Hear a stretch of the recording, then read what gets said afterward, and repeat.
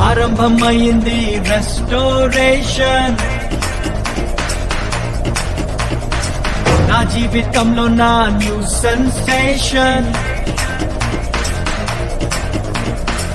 ఆరంభమైంది రెస్టోరేషన్. నా జీవితంలో నా న్యూ సెన్సేషన్. నేను పోగొట్టుకున్నవన్నీ నా మేలు కోసం నా ప్రభువు సమకూర్చి దీవించులే. మునుపు సాధించలేని ఎన్నో ఘనమైన పనులు ఇక ముందు నా చేత చేయించులే.